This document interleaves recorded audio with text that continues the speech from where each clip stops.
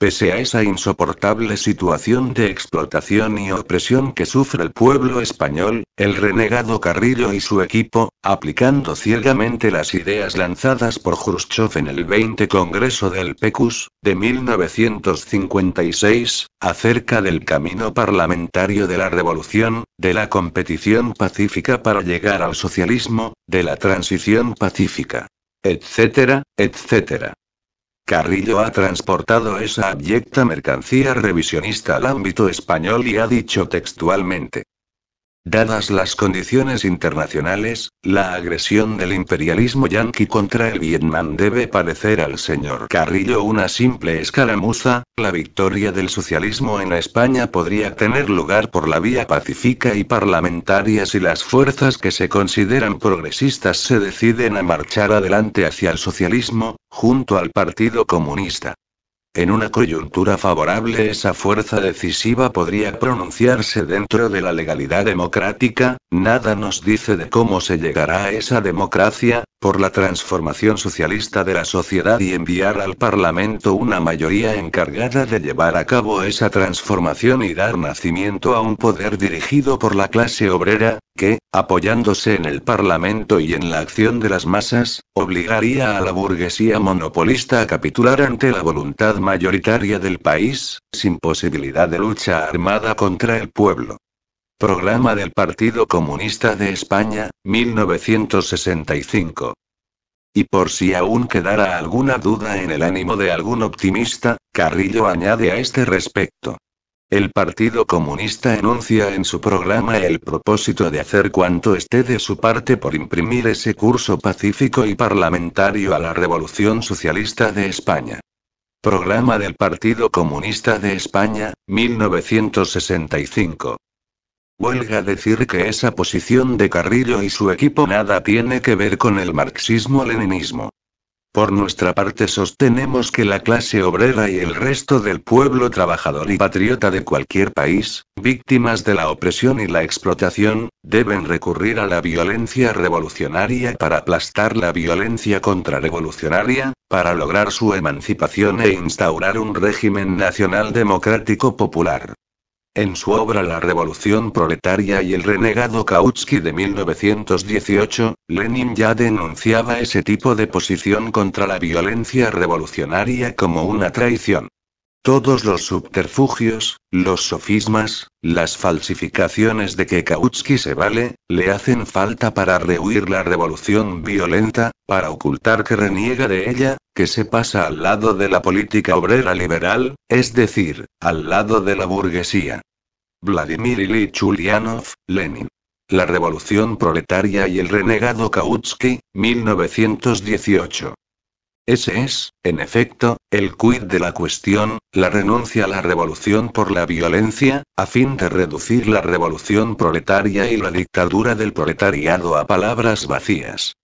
Como vemos, este es el rasgo común esencial de todos los revisionistas, desde Kautsky a Jrushchov, entre los que se encuentra el renegado Carrillo.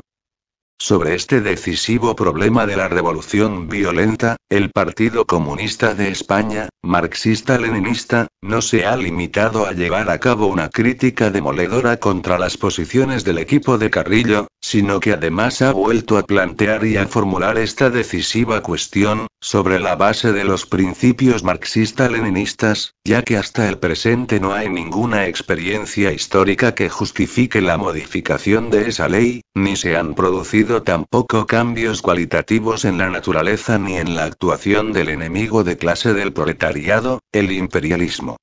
Sabido es, pues, que la clase obrera, que los verdaderos marxista-leninistas, no somos partidarios de la violencia por la violencia, sino que la necesidad del empleo de la violencia está condicionada precisamente por la violencia que representa y que, de hecho, opone el Estado burgués, el imperialismo contra el pueblo.